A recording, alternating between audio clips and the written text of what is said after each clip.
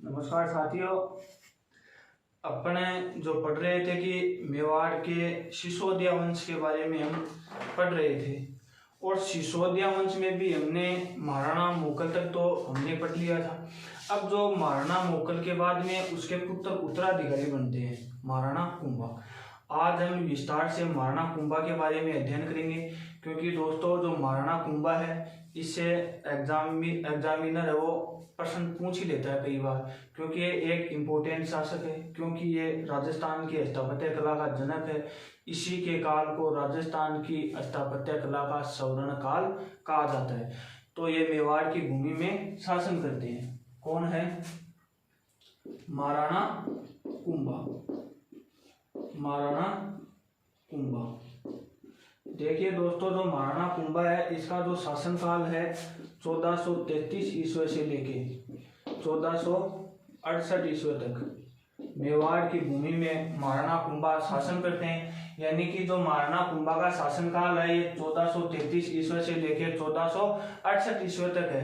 लगभग 35 वर्षों तक ये शासन करते हैं। कितने वर्षों तक महाराणा कुंभा शासन करते हैं? 35 वर्षों तक मेवाड़ की भूमि में शासन करते हैं। अब ये महाराणा कुंभा किसके पुत्र थे?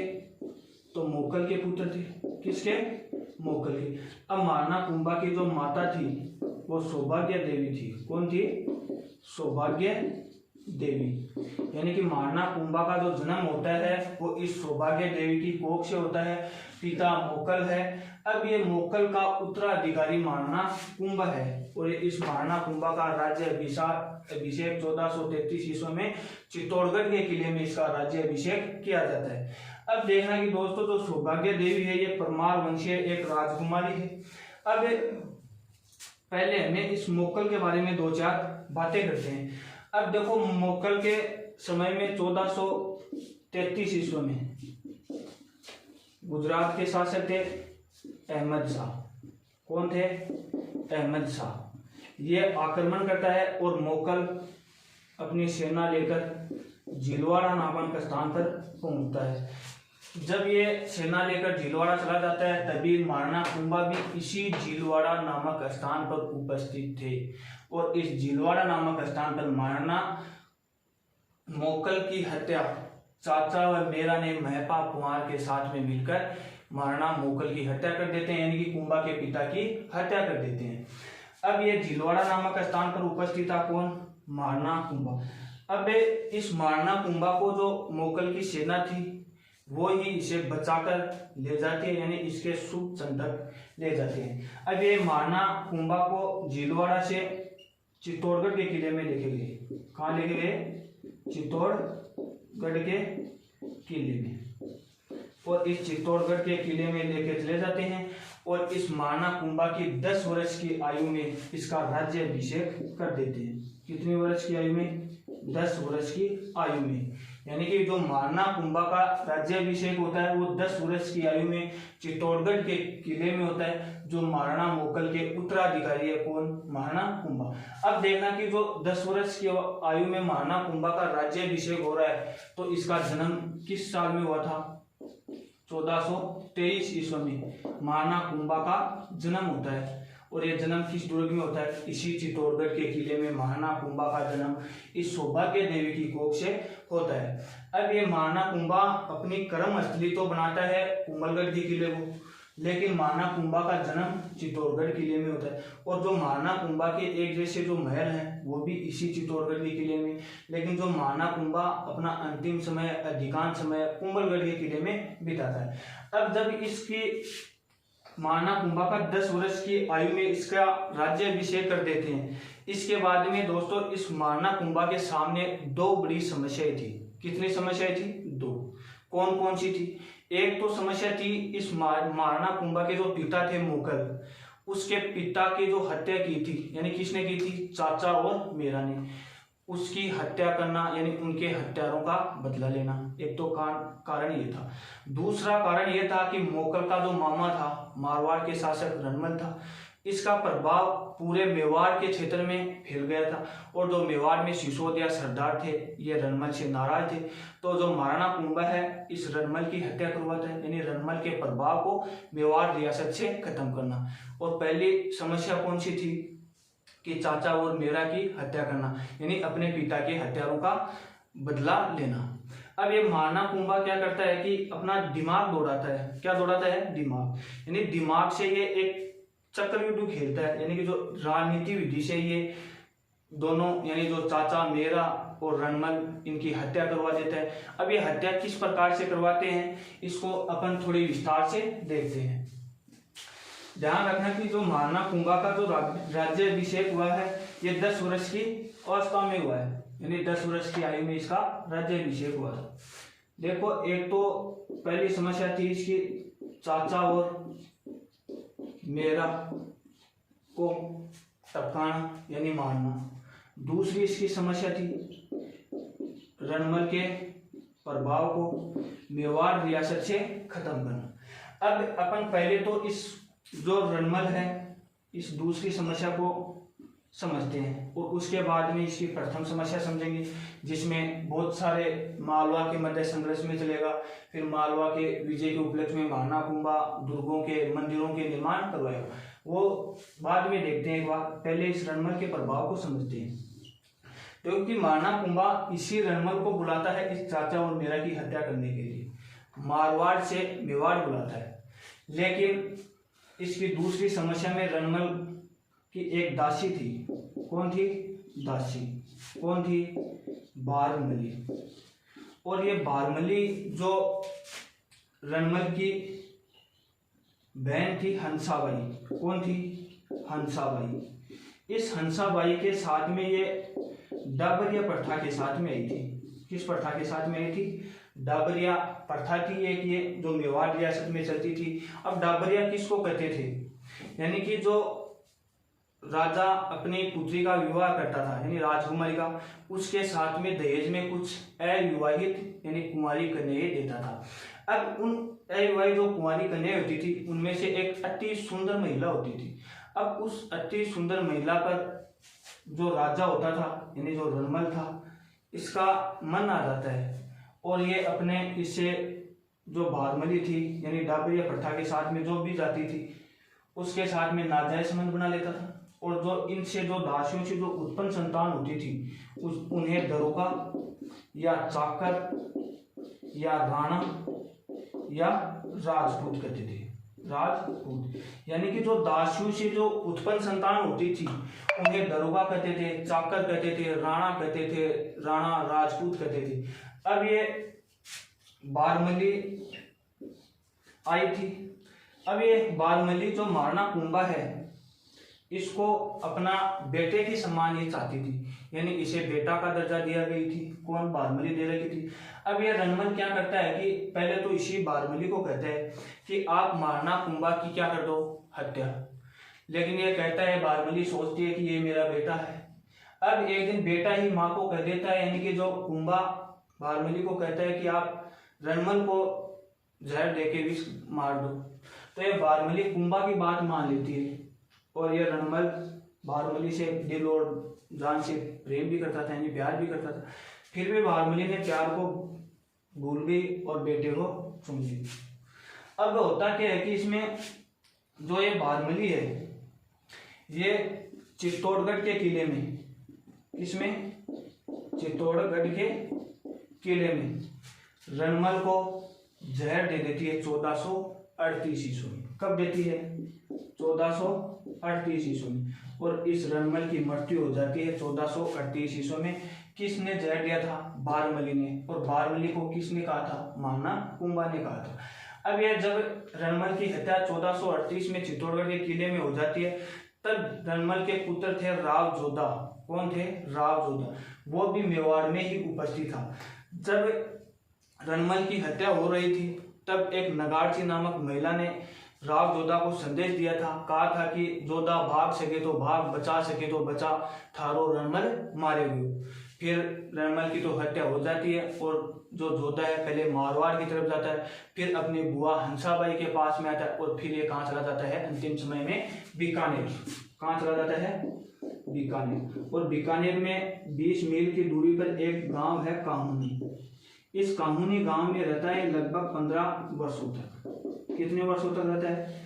15 वर्षों तक यह रहता है। अब जो मारना कुंभा और जो रणमल का उत्तराधिकारी उसका पुत्र राव जोधा के मध्य मंडोर को लेकर भयंकर लड़ाई लड़ी थी।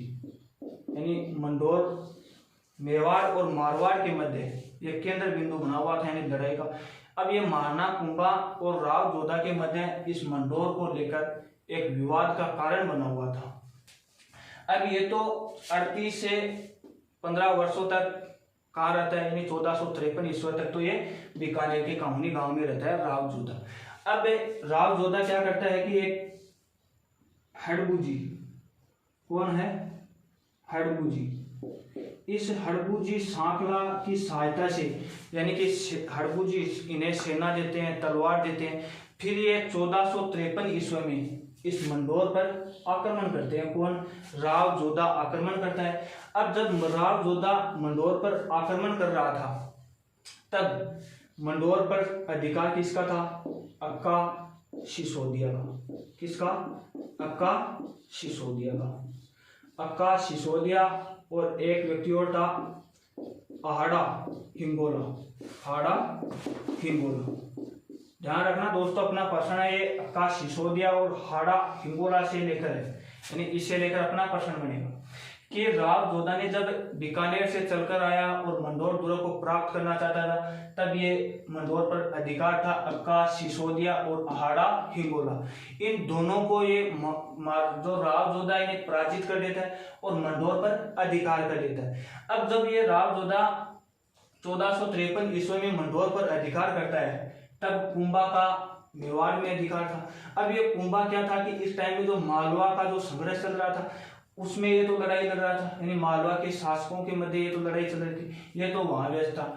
पीछे से राव जोधा अधिकार कर लेता है और मंडोर दुर्ग पर कर लेता है। अब जब राव जोधा मंडोर दुर्ग पर अधिकार कर लेता है इसके बाद में कुंभा आक्रमण करेगा किस पर? राव जोधा पर। अब राव जोधा एक चाल चलता है।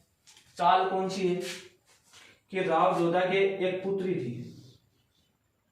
कौन सी थी? श्रृंगार देवी, यानी राव जोधा की पुत्री है ये। किसकी है? राव जोधा की। इस श्रृंगार देवी का जो मारना कुंभा के दूसरा पुत्र था रायमल। कौन था? रायमल। इस रायमल के साथ में विवाह कर देते हैं। क्या कर देते हैं? विवाह। अब देखिए कि दोस्तों जो मंडोर और मेवाड़ यानी मारवाड़ और मेवाड़ के मध्य जो संघर्ष चल रहा था ये एक प्रेम कहानी में विलीन हो गया, यानी कि संघर्ष समाप्त हो गया, विवाह में परिवर्तन हो गया। अब इस श्रृंगार देवी का विवाह रायमल से कर देते हैं। रायमल मारना कुंभा के पुत्र थे और इसी मारना कुंभा के उत्तराधिकारी रायमल थे। अब एक मारना कुंभा के प्रथम पुत्र थे जो उदा थे, यानी उदयकरण, जो मारना कुंभा की हत्या मामदेव के मंदिर जो कुंभलगढ़ जिले में कुंभलगढ़ किले में स्थित है वहां पर हत्या कर देते हैं, जो मेवाड़ का प्रथम कीर्तनहंता राजा था।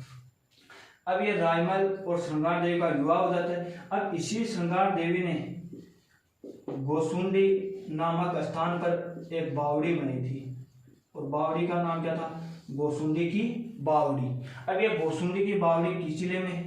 चित्तौड़गढ़ के जिले में। किस जिले में है? चित्तौड़गढ़ के जिले में। अब ध्यान रखना कि दोस्तों जो गोसुंडी की बावड़ी है ये चित्तौड़गढ़ के जिले में स्थित है। इस गोसुंडी बावड़ी का निर्माण श्रृंगार देवी ने करवाया था। अब आपसे प्रश्न आएगा कि गोसुंडा बांध किस जिले में है? तो चित्तौड़गढ़ जिले में ही स्थित है। कौन सा बांध? गोसुंडा बांध। अब इसके बाद में एक संधि होती है 1453 ईस्वी में, आवल बावल की संधि। कौन सी संधि होती है? आवल बावल की संधि। इस संधि को जो कराने का श्रेय था, ये इसका जो मेन कारण था जो सोजत को लेकर था। किसको लेकर था? सोजत को। यानी कि संधि कौन सी होती है? 1453 ईस्वी।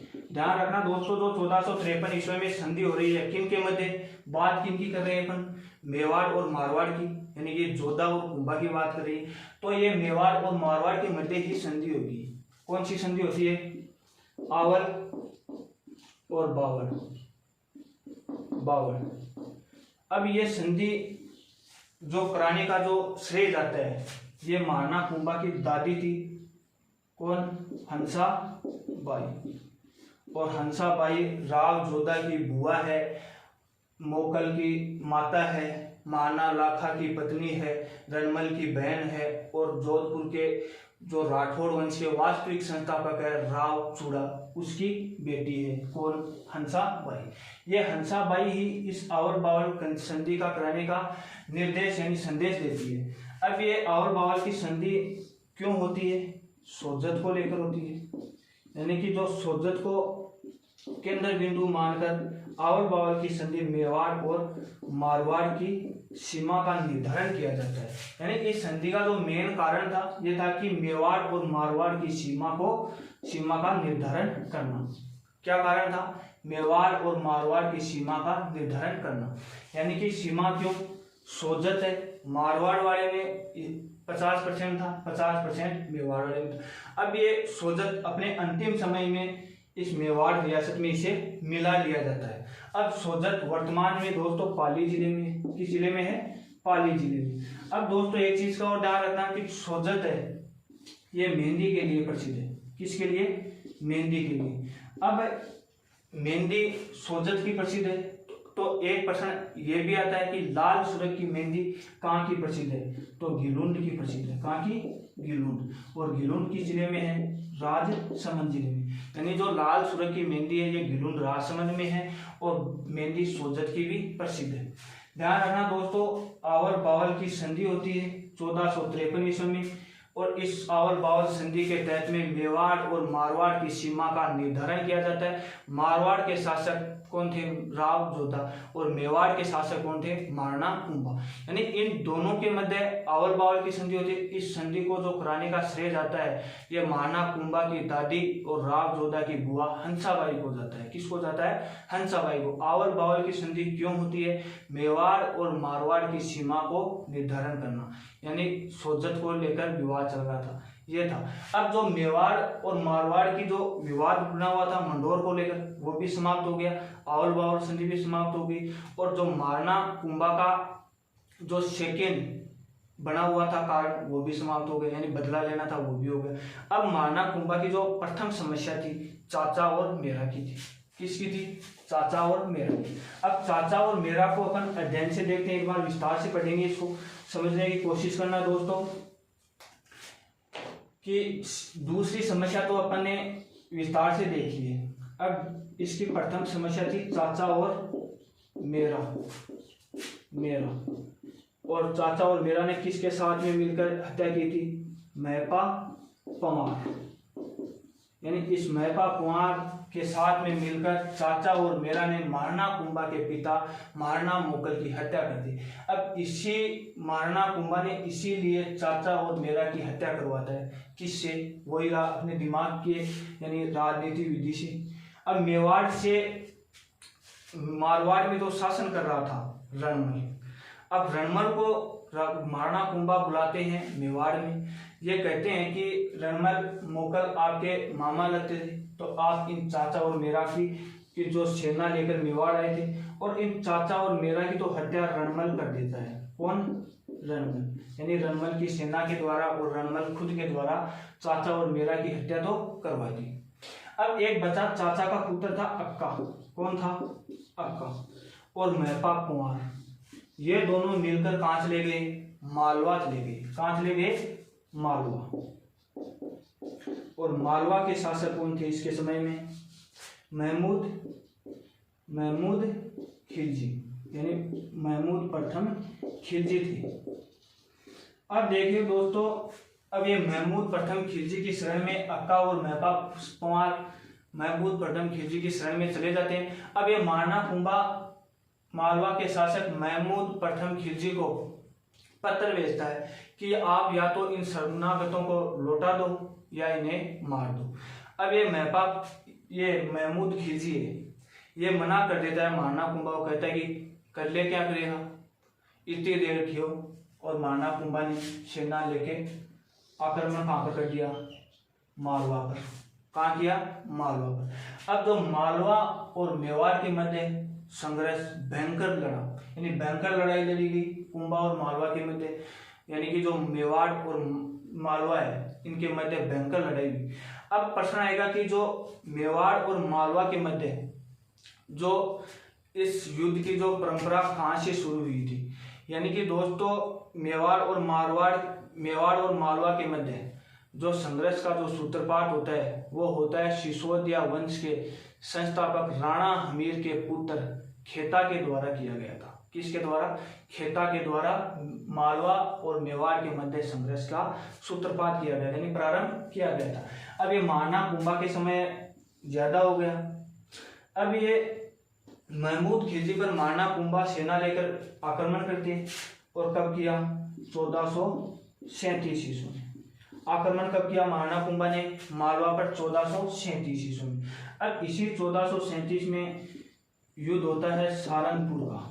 कौन सा युद्ध होता है? सारंगपुर का युद्ध, यानी कि महाराणा कुंभा और महमूद प्रथम खिलजी के मध्य सारंगपुर नामक स्थान पर सारंगपुर का युद्ध होता है। और ये युद्ध कब होता है? 1437 ईस्वी में होता है दोस्तों। अब इस युद्ध में महाराणा कुंभा की विजय होती है। किसकी विजय होती है? महाराणा कुंभा की। और महमूद खिलजी को महाराणा कुंभा बंदी बनाकर 6 माह तक कहाँ रखा? चित्तौड़गढ़ के किले में। यानी कि खिलजी को कुंभा के द्वारा 6 माह तक कैद करके रखते हैं। कहाँ पर? चित्तौड़गढ़ के किले में। अब ये चित्तौड़गढ़ के किले में 6 माह तक कैद था खिलजी। इसके बाद में महाराणा कुंभा इस पर दया करके महमूद प्रथम खिलजी को वापस छोड़ देते हैं। और ये महमूद खिलजी डायरेक्ट कहाँ चला जाता है? गुजरात। कहाँ चला जाता है? गुजरात। और गुजरात के शासक थे कुतुबुद्दीन। कौन थे? कुतुबुद्दीन। यानी कि कुतुबुद्दीन गुजरात के शासक थे। और गुजरात के शासक यानी सुल्तान कुतुबुद्दीन की शरण में महमूद प्रथम खिलजी शरण ले लेते हैं। अब मालवा और गुजरात दोनों एक, मेवाड़ अलग। अब देखना, एक कारण तो इस सारंगपुर का ये बताया गया था।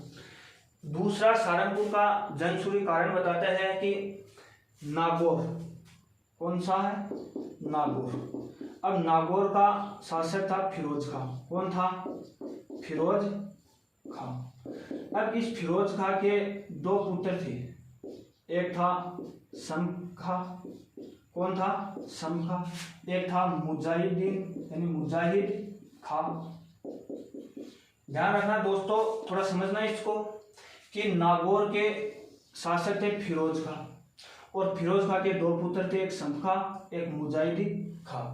अब बड़ा पुत्र था समखा। अब ये फिरोज खां की मृत्यु होने के बाद में नागौर का जो शासक बनना चाहता है वो कौन बनेगा? समखा। और बना भी कौन? समखा ही बना। अब जो गुजरात के सुल्तान है कुतुबुद्दीन, ये क्या करता है कि इस समखा को हटा देता है, यानी गद्दी से उतार देता है। और इसके छोटे भाई मुजाहिद खां को नागौर का शासक बना देता है, यानी नागौर का स्वामी बना देता है। अब ये समखा नागौर से महाराणा कुंभा के पास यानी मेवाड़ चला आता है और सहायता मांगता है। और महाराणा कुंभा इन्हें एक शर्त के ऊपर सहायता भी देते हैं। और फिर ये महाराणा कुंभा के द्वारा इस नागौर पर अधिकार हो जाता है। अब ये अधिकार क्यों होता है कि ये समखा को पुनः मुजाहिद खां को हटाकर कुंभा ने समखा को नागौर का जो शासक था यानी नागौर का जो क्षेत्र था ये दिला दिया था। अब इसके बाद में ये समखा पुनः महाराणा कुंभा इन जो शर्त रखी थी उस शर्त के ऊपर ये समखा माना नहीं। और ये समखा और मुजाहिदीन खां दोनों ही कहाँ चले गए? गुजरात के सुल्तान के पास में यानी कुतुबुद्दीन के पास में शरण ले ली। यानी कि मुजाहिदीन खां ने भी कुतुबुद्दीन के पास में शरण ले ली, समखा ने भी कुतुबुद्दीन के पास में शरण ले ली। अब बचा कौन? नागौर। तो नागौर पर अधिकार किसका हो गया? महाराणा कुंभा का। यानी कि अब महाराणा कुंभा ने नागौर को जीत लिया, मालवा पर भी अपना सारंगपुर के युद्ध में विजय प्राप्त कर ली। अब बचा कौन सा? गुजरात। अब ध्यान रखना दोस्तों, इस नागौर विजय के उपलक्ष्य में महाराणा कुंभा ने कुंभलगढ़ का किला बनाया था। कौन सा किला? कुंभलगढ़ का किला।